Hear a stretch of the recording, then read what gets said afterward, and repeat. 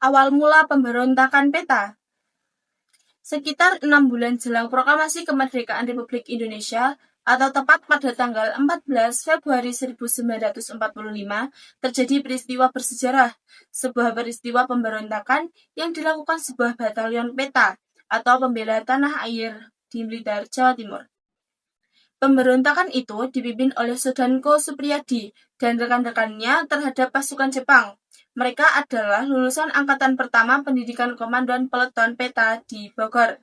Mereka lantas dikembalikan ke daerah asalnya untuk bertugas di bawah Daidan Batalion Blitar.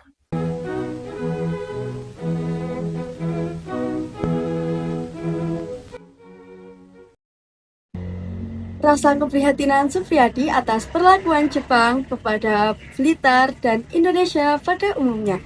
Pemberlakuan Romusa sangat menyengsarakan bagi rakyat. Mereka dipaksa kerja tanpa henti, disiksa, dan diperlakukan layaknya budak. Nah, selain itu, perlakuan rasional terhadap pasukan PETA yang membuat Supriyadi lebih geram. Contohnya adalah komandan PETA yang harus tunduk terhadap serdadu Jepang yang pangkatnya lebih rendah.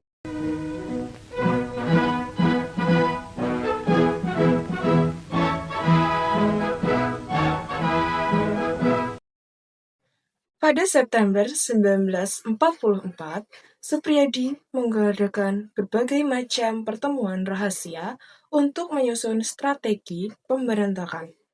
Aksi tersebut bukan hanya sekedar pemberontakan, melainkan juga sebuah tindakan yang revolusioner. Dan pada tanggal 13 Februari 1945, Supriyadi memutuskan pemberontakan harus dimulai. Siap atau tidak siap, saat itunya ini saatnya tentara PETA membalas perlakuan tentara Jepang.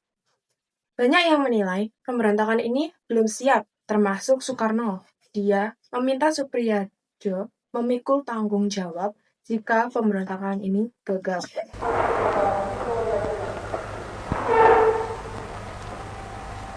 Terima kasih.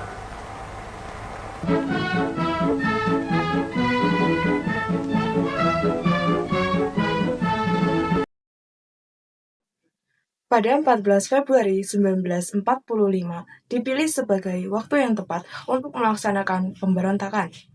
Karena saat itu akan ada pertemuan besar seluruh anggota dan komandan PETA di Blitar. Sehingga diharapkan anggota-anggota PETA yang akan ikut bergabung dalam aksi perlawanan, tujuannya adalah untuk menguasai kota Blitar dan mengorbankan semangat pemberontakan di daerah-daerah lain. Pada tanggal 14 Februari 1945, pemberontakan PETA sendiri akhirnya tidak berjalan dengan sesuai rencana. Sudanko Supriyadi gagal menggerakkan satuan lain untuk memberontak dan rencana pemberontakannya ini pun terbukti telah diketahui oleh Jepang. Dalam waktu singkat, Jepang mengirimkan pasukan militer untuk menghentikan pemberontakan PETA. Dalam kondisi seperti itu, para pemberontak pun terdesak. Difasilitasi oleh Dinas Propaganda Jepang, Kolonel Katakiri menemui Sudanko Muradi, salah satu pentolan pemberontakan, dan meminta seluruh pasukan pemberontak kembali ke markas batalion.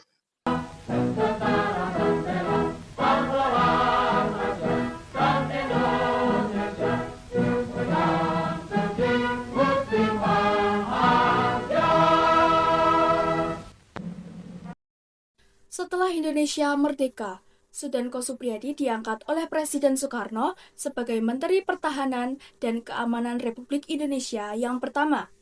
Namun, Supriyadi ternyata tidak pernah muncul untuk menerima mandat tersebut hingga saat pelantikan para menteri.